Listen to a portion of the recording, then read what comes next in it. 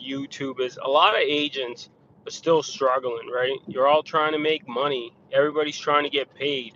And everybody's looking at the careers of some people that are doing exceptionally well. It would be like the equivalent if all of us, every one of us, is trying to be Michael Jordan or Serena Williams or a top level athlete of your choice.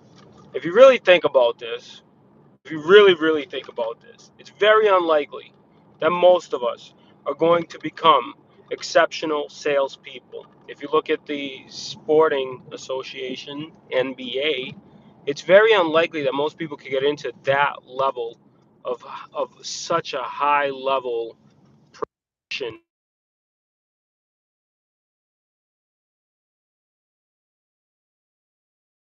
If you really want to talk about it, what you really need to be doing is just focusing on bettering the skills and the level that you're actually at. See, when I first started out in real estate, my career was not like most people's careers.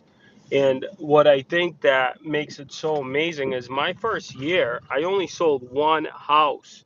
If I met most people that are in my life now, day one, I would have probably slapped them. Not because of who they are, but because of who I was, right? What does that mean? Let me tell you.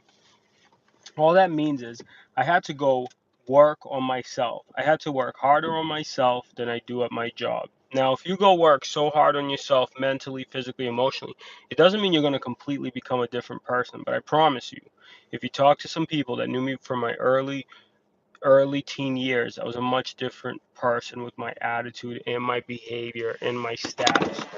Now, this real estate business has allowed me to grow and become better and stronger and smarter and faster. I went from an eviction to making a million, over a million, to owning properties over a million, right? That I bet you I could trade places with a lot of people who would love to have what I have. And same for me. There's people ahead of me that I would love to have what they have. But at the end of the day, if you're trying to be a successful realtor, you really got to work on yourself. I don't care how many calls you make. If you got that bad attitude, guess what? It's not going to happen. You're not going to make any money because you got a bad attitude. If you can't sit down and take your time to grow yourself, and how do you know you're growing yourself? Things in your life start to change. You start being challenged by things that weren't challenging you before in your personal life. And that means you are changing as a person. In order for you to change and grow, it takes work, effort, and dedication. But I promise you, it may take longer than you think. So our first year we did one house, one sale, $400. First 5 years I had a full-time job, okay? Full-time job. Then I had to go get an Uber job for 3 months, okay? Do I have to do that now? Of course not. Just bought my kid another iPhone. Of course I don't have to do those things.